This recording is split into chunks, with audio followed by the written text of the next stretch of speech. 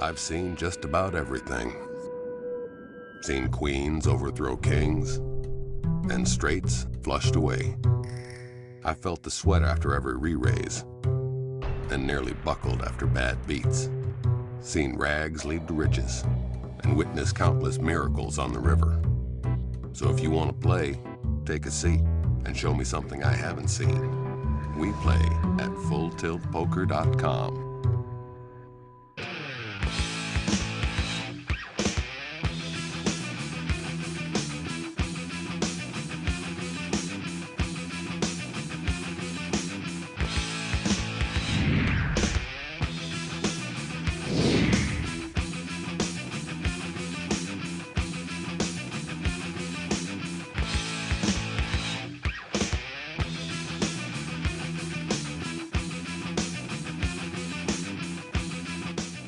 This is Diego Cordovez. Adam Schoenfeld. Welcome to The Scoop, brought to you by Full Tilt Poker. And today we have a legendary historical figure, Jack McClelland. If you talk about tournament directors, tournament organizers, there's not very many. And everyone's talking about them. But he ran the World Series of Poker for about 15 years. And he runs all the tournaments at Bellagio and around the world. And more than that, he just has a lot of good stories about all the stuff he's seen. So for 15 years, you were running the World Series together with Jim Albrecht and in charge of the show. Now you're a player. I know you played this year, made the money in the seniors event. So what are the biggest differences that you see as more from a tournament director standpoint and running the show standpoint? Well, it's gotten so big now; it's just massive. I mean, when I was running the World Series, I got to play a couple times. I made 2 final tables in the 7 Stud World Championship. I could take a half a day off and play.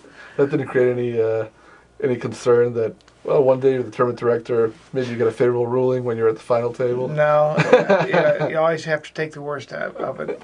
Jack would also issue the ruling when he was in there. In fact, Phil Hellmuth just wrote a new book called Deal Me In, right? And I did the introduction for him. So the year he won the World Championship in 1989, the year before in '88, I'd made the final table of the stud, and so optimism was kind of high. And then in '89, right in the middle of the World Series, my wife Alma, she won the Ladies World Championship. Right, I remember. In spite of the fact that in the afternoon she lost a big pot on a ruling made by her husband, the tournament director. Really? Where it was against Maria Stern of all people, and Alma had 2 pair, and Maria threw her hand down, but the dealer didn't kill the hand, and they pushed the pot to Alma, and she's stacking her chips, and the player beside her said, "Oh, you got a straight." So we turned the hand back up. I had to give her the chips. Dinner was not very much fun that night. That's typical ladies tournament event. They can't read the hands. Is that what you're saying, Jack? No, that's strictly on you, Adam. All right. Now, you mentioned Phil Hellmuth. Now, it's my impression that he's always been the way he is. Is that true? Because you knew him back when he was still a punk kid as opposed to a punk middle-aged man. Phil Hellmuth, back in the mid-'80s when I met him, he was kind of like a diamond in the rough. Right now, Phil Hellmuth today is just a polished diamond. He's a best promoter out there and the slickest, and he's really got his act together. I'm really proud of him. When he first came along, before he'd won all the tournaments and started telling everyone how he was the best, did he already see the potential in him right off the bat? Well, I saw the first couple times in the World Series he'd get deep and then he'd blow up like most young kids do. They get the testosterone going or whatever. Or they think I'm a genius now, and they're going to make everybody do what they want. Right. But he's really come a long way with everything. One of the bracelets I remember him winning the most, besides the World Championship, was he was playing at I think it was a pot limit hold'em or no limit hold'em. I don't remember which, but I mean it was a really tough final 4 or 5 players: Jack Keller, Mickey Appleman, somebody else, Tuna, and Jack Keller had a hand, and he just made like a small raise, and Phil called, and a flop come like tray 5 something, and Phil had a tray 5, and Jack had a pocket pair, and Phil busted him. And Phil had just read that Jack's, hand was, he was underplaying the hand. And that's when it's like, this guy gets it. Mm-hmm. And like I say, since then he's just, went off like a meteor, and he's the top of the list right now.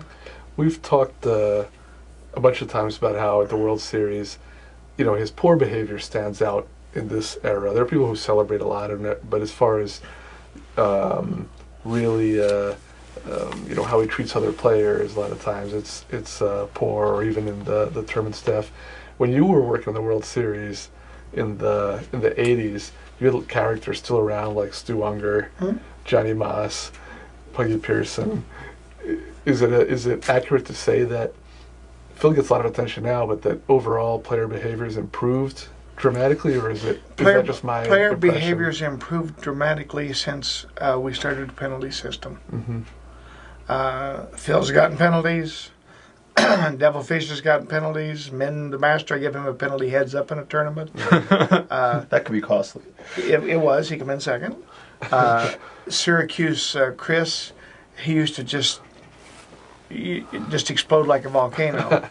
And there was a tournament where first place was like $500,000. They were down to like 3-4 tables.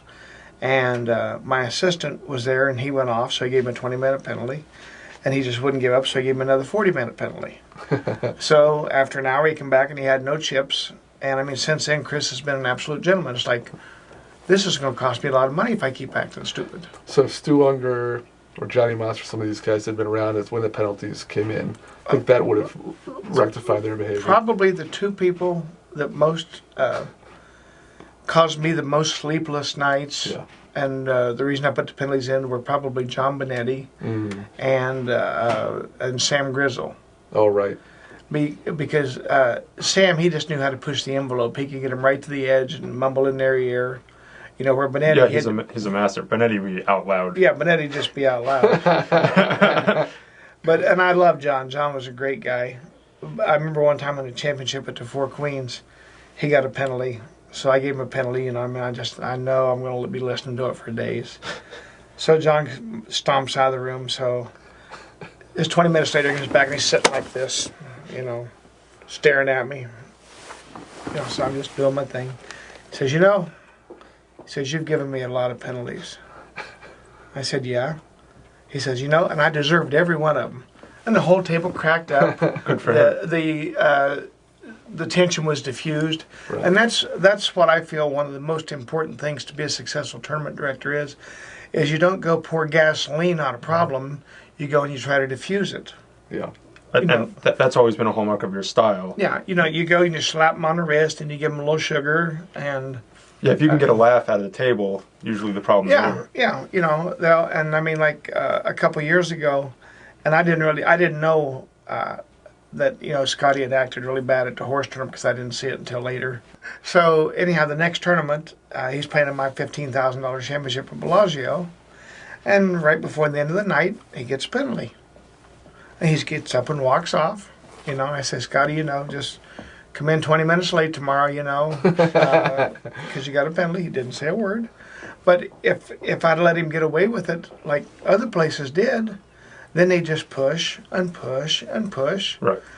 And then one of my favorite sayings is, if you let the inmates run the asylum, there's no need for you. Right. Mm-hmm. So you have to have control. Well, just like with children, they're going to push to see what they can get away with, and then they're going to learn where the line is. And poker players are... very adolescent sometimes. I mean, to be, you guys are both champion poker players, and Go ahead. And to be a champion poker player, that especially in tournaments, number one thing is being aggressive. Mm-hmm. I mean, if you're aggressive, you might go through several $1 million, but you're going to win a tournament once in a while. Right. And what happens is they can't turn it off when they get into real life. Mm-hmm. They're aggressive with the valet parker. They're aggressive with the front desk. They're aggressive with everybody. Right, with the dealer. And most people just don't want to deal with it. Right. And which is another one of the reasons why you have very few high limit successful poker rooms, because if you got a high limit slot player and they're upset about something, and they go to their host. Right. You know, if you have a high limit blackjack player, they might get to the casino manager. Yeah. If you have a high limit poker player that's upset about something, I want to see Bobby Baldwin. You know, Right. and most of these other casinos, they just don't want to deal with it. Right. You mentioned when you first put in the penalty system. This just makes me think, what was it like before there were instituted penalties? Would the players settle things, or you just argue for 40 minutes? I lost a lot of sleep. Yeah. And I lost a lot of employees. And I was a player a lot of the time. I started in the business in '76, but in the early '80s I fell in love with the tournaments, and I started playing probably 200 little tournaments around town. And I was always going home to my wife. I say, they run these tournaments so bad. This day was 9-handed, we're 4-handed. They don't. You know. So my wife Alma, who's she was pretty sharp, and she could have a little sharp tongue at times too. She said, "Well, if you're such a genius, why don't you go around them?" Mm-hmm. So 26 years later, here I am. Thanks for joining us on The Scoop, brought to you by Full Tilt Poker. And we'll be back with Jack McClelland for more on our next episode. Write to us at thescoop@carplayer.com.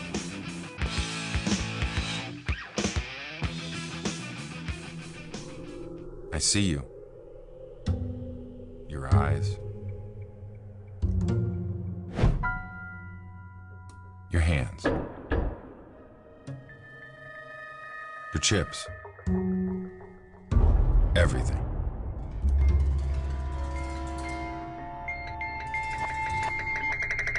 So I don't need to see your cards. We play at fulltiltpoker.com.